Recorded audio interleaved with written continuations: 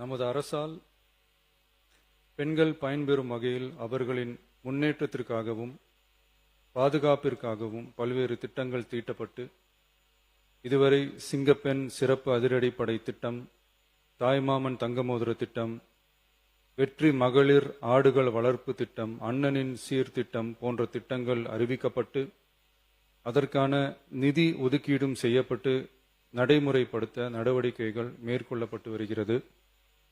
மேலும் நமது அரசு மக்களின் வாழ்வாதார முன்னேற்றத்தினை முதன்மை நோக்கமாக கொண்டு வெற்றி தொலைநோக்கு திட்ட ஆவணத்தினை வெற்றி விஷன் டாக்குமெண்ட் வெளியிட்டுள்ளது.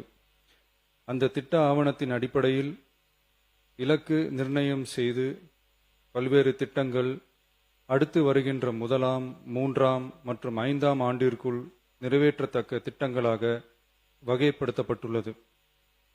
சிறப்பினமாக பெண்கள் பயன்பெறும் வகையில் பல்வேறு திட்டங்களுக்கு செயல் வடிவம் கொடுத்து இவ்வரசு நிறைவேற்றும். கடந்த 4 மாதங்களாக வளைகுடா பகுதியில் நிலவி வரும் போர் சூழல் காரணமாக எரிவாயு சிலிண்டர் கிடைப்பதில் தட்டுப்பாடு நிலவி வருகின்றது. இதனால் மாற்று எரிபொருளை பயன்படுத்தி வருவதாலும் எரிவாயு சிலிண்டர் விலை உயர்வினாலும் பொதுமக்கள் தங்களது வருவாயிலிருந்து கூடுதலான தொகையினை செலவிட்டு இன்னலுக்கு ஆளாகி வருகின்றனர்.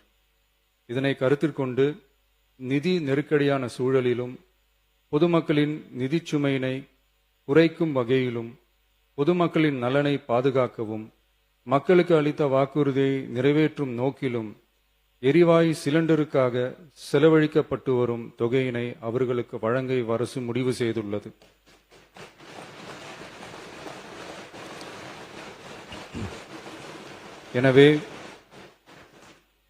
எனவே குடும்பத் தலைவிகள் பயன்பெறும் வகையில் முதல் கட்டமாக அன்னபூர்ணி சூப்பர் 6 திட்டத்தில் ஆண்டிற்கு 3 விலையில்லா எரிவாயு சிலிண்டர்கள் வழங்கப்படும்.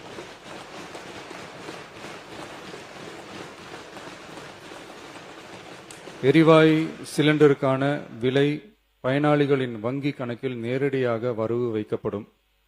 இத்திட்ட பயனாளிகள் எரிவாயு சிலிண்டர் பதிவு செய்து சிலிண்டர் பெற்றவுடன் எண்ணெய் நிறுவனங்களிடமிருந்து பட்டியல் பெற்று சிலிண்டருக்கான விலை பயனாளிகளின் வங்கி கணக்கில் வரவு வைக்கப்படும். இத்திட்டத்தினால் சுமார் 1,30,16,104 குடும்பங்கள் பயனடைவார்கள். அதாவது ஆண்டு வருமானம் ரூபாய் 2.5 லட்சத்திற்கு மிகாமல் உள்ள பொருளாதாரத்தில் பின்தங்கியுள்ள குடும்பத்தினர், சிறு குறு விவசாய குடும்பத்தினர், மாற்றுத்திறனாளி குடும்பத்தினர் போன்ற சமூகத்தில் உள்ள நலிந்த குடும்பத்தினர் பயனடைவார்கள். இத்திட்டத்தினை செயல்படுத்துவதற்கான ஆயத்த பணிகள் துவங்கப்பட்டுள்ளது.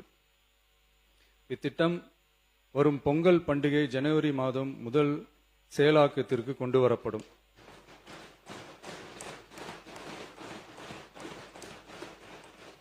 இத்திட்டத்திற்காக ஆண்டுதோறும் தோராயமாக 4000 கோடி ரூபாய் ஒதுக்கீடு செய்யப்படும் என்பதை மாண்புமிகு பேரவைத் தலைவர் வாயிலாக இந்த அவைக்கு தெரிவித்துக் கொள்ள விரும்புகிறேன்.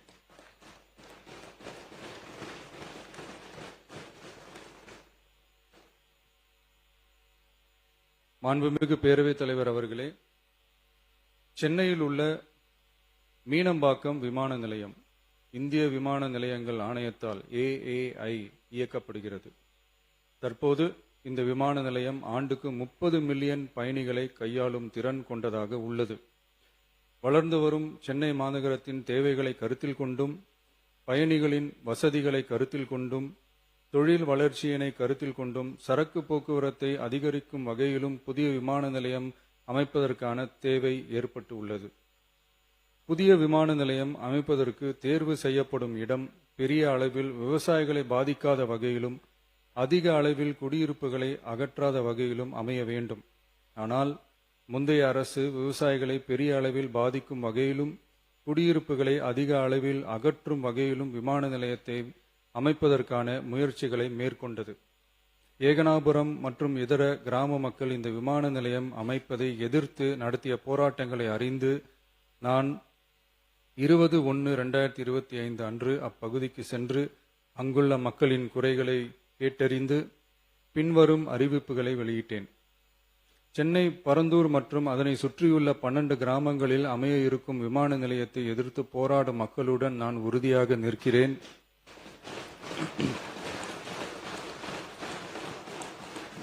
நீண்ட நாட்களுக்கு மேலாக இந்த திட்டத்திற்கு எதிராக போராடி வரும் விவசாயிகளுக்கு எனது ஆதரவை தெரிவித்துக் கொள்கிறேன். விவசாயிகளே நாட்டின் முதுகெலும்பு. இந்த விவசாய நிலங்களை பாதுகாக்க இந்த மக்கள் போராடி வருகிறார்கள். விக்கிரவாண்டியில் அக்டோபர் 2024 நடந்த பொதுக்கூட்டத்திலேயே பரந்தூரில் புதிய விமான நிலையம் அமைப்பதற்கு எதிர்ப்பு தெரிவித்திருக்கிறேன். தொழில் வளர்ச்சி மற்றும் அதற்கான விமான நிலையங்களின் பங்கு பற்றி நான் நன்கு அறிவேன். அதற்கான என்னுடைய முழு ஆதரவும் உண்டு. ஆனால் பரந்தூரில் இந்த திட்டம் அமையக்கூடாது. இந்த திட்டம் குறித்து அரசு மறுபரிசீலனை செய்ய வேண்டும். குறைவான விவசாய நிலங்கள் பாதிக்கப்படும் வகையிலும் மக்களின் வாழ்வாதாரம் பாதிக்காத வகையிலும் மாற்று இடத்தை தேர்வு செய்ய வேண்டும் என தெரிவித்திருந்தேன். மக்கள் மத்தியிலே நான் அன்றே அறிவித்ததை நிறைவேற்றும் பொருட்டு புதிய விமான நிலையம் அமைப்பது குறித்து உயர் அதிகாரிகளிடமும் துறை வல்லுநர்களிடமும் விரிவாக ஆலோசனை நடத்தினேன். ஏற்கனவே நான் உறுதி அளித்தவாறு பரந்தூரில் புதிய விமான நிலையம் அமைக்க மேற்கொண்ட நடவடிக்கைகள் இந்த அரசால் கைவிடப்படும்.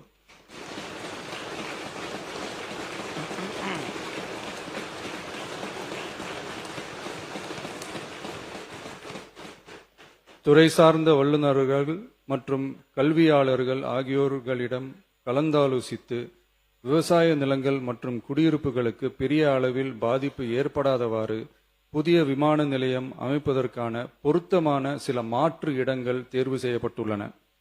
அவ்விடங்களில் தொழில்நுட்ப ரீதியான சாத்தியக்கூறுகளை சம்பந்தப்பட்ட துறைகள் மூலம் விரிவான ஆய்வு மேற்கொண்டு புதிய விமான நிலையத்திற்கான இடம் விரைவில் இறுதி செய்யப்படும்.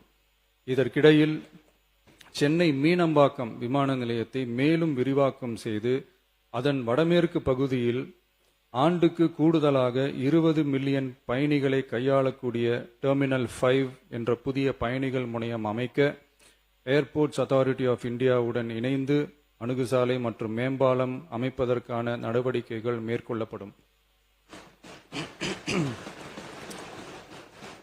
சென்னை மீனம்பாக்கம் விமான நிலையத்தில் தற்போது நடைபெற்று வரும் டெர்மினல் 3 பயணிகள் முனையம் கட்டுமான பணிகள் முடிவுற்ற பின் ஆண்டுக்கு 35 மில்லியன் பயணிகளை கையாளக்கூடியதாக இருக்கும். மேலும் புதிய டெர்மினல் 5 பயணிகள் முனையம் செயலாக்கத்திற்கு பிறகு ஆண்டுக்கு மொத்தம் 55 மில்லியன் பயணிகளை கையாளக்கூடியதாக இவ்விமான நிலையம் இருக்கும். இதன் மூலம் சென்னை விமான நிலையத்தின் சேவைகள் மேம்படுத்தப்படுவதோடு பயணிகளின் போக்குவரத்து தேவை புதிய விமான நிலையம் அமைக்கப்படும் வரை பூர்த்தி செய்யப்படும்.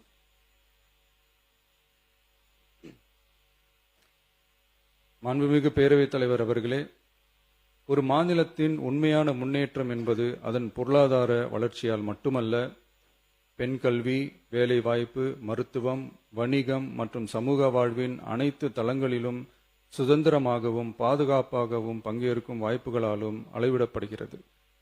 மகளிரின் பயண சுதந்திரம் அவர்களின் பொருளாதார சுதந்திரத்திற்கும் குடும்பங்களின் முன்னேற்றத்திற்கும் அடித்தளமாக இருக்கிறது. தற்போது செயல்படுத்தப்பட்டு வரும் மகளிர் கட்டணமில்லா பயண திட்டத்தில் மாநகரம் நகர்ப்புறங்களில் சாதாரண மற்றும் மலைப்பகுதி பேருந்துகளில் 40 கிலோமீட்டர் வரை மட்டுமே பயணம் செய்ய அனுமதிக்கப்பட்டு வருகிறது. எக்ஸ்பிரஸ், LSS, டீலக்ஸ் பேருந்துகள் மற்றும் புறநகர் பேருந்துகளில் கட்டணமில்லா பயணம் அனுமதிக்கப்படுவதில்லை. தமிழ்நாட்டின் எந்த பகுதியிலும் வசிக்கும் ஒரு மகளிரும் போக்குவரத்து கட்டணத்தால் தமது வாய்ப்புகளை இழக்கக்கூடாது என்ற சமூக நீதி சிந்தனையை இவ்வரசு முதன்மையாக கொண்டுள்ளது. இதனை கருத்தில் கொண்டு மகளிர் கட்டணமில்லா பயண திட்டத்தை விரிவுபடுத்தி பெருமளவில் பயனளித்திடும் விதமாக வெற்றி பயணம் என்ற பெயரில் தேசத்தந்தை மகாத்மா காந்தியடிகளின் பிறந்த நாளான அக்டோபர் 2ஆம் தேதி முதல் செயல்படுத்த அரசு முடிவு செய்துள்ளது என்பதை இந்த மாமன்றத்தில் மகிழ்ச்சியுடன் அறிவிக்கிறேன். அதன்படி முதல் கட்டமாக மாநகரம் நகரங்களில் சாதாரண பேருந்துகள் மட்டுமின்றி மாநகரம் நகர்பகுதிகளில் இயங்கும் எக்ஸ்பிரஸ், LSS, டீலக்ஸ் அரசு பேருந்துகளிலும் மகளிர் கட்டணமில்லா பயணங்கள் மேற்கொள்ளலாம். மேலும்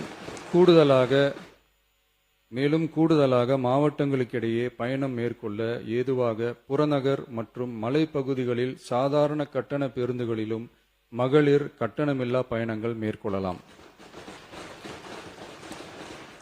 இத்திட்டத்தில் பயன்பெற வருமான உச்சவரம்போ மற்றும் மேற்கொள்ள விரும்பும் பயண எண்ணிக்கையிலோ கட்டுப்பாடுகள் இல்லை.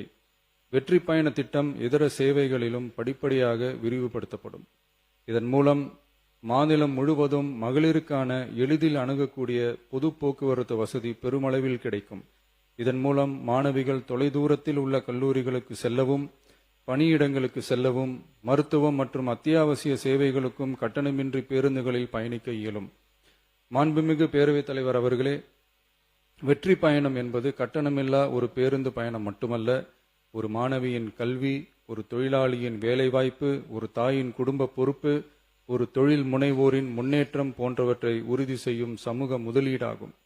தமிழ்நாட்டின் எந்த பகுதியில் வாழ்ந்தாலும் மகளிரின் இயக்க சுதந்திரத்திற்கும் பொருளாதார முன்னேற்றத்திற்கும் அரசு உறுதுணையாக இருக்கும்.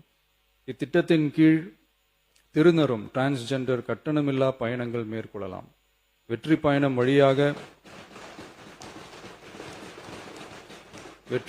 வழியாக மகளிரின் வாய்ப்புகள் விரிவடைந்து குடும்பங்கள் முன்னேறி சமூக நீதியும் சமத்துவமும் நிலை பெற்று வளமான வெற்றி தமிழ்நாட்டை உருவாக்கும் நமது பயணம் மேலும் வலுப்பெறும் என்பதை தெரிவித்துக் கொள்கிறேன். இத்திட்டத்தை செயல்படுத்துவதன் மூலம் ஆண்டுதோறும் தோராயமாக 6000 கோடி ரூபாய் செலவினம் ஏற்படும். நன்றி, வணக்கம். பேரவை விதி 55 கீழ் பால் விலை கொள்முதல் விலை மற்றும் ஊக்கத்தொகை உயர்வு குறித்து தமிழகம் முழுவதும் ஆர்ப்பாட்டம் என்பது குறித்த பொது முக்கியத்துவம் வாய்ந்த நிகழ்வு குறித்து விவாதிக்க வேண்டும் என்று மாண்பு உறுப்பினர்கள் ஏவா வேலு அவர்கள், மாண்பு உறுப்பினர் வசந்தம் கார்த்திகேயன் அவர்கள், மாண்பு உறுப்பினர்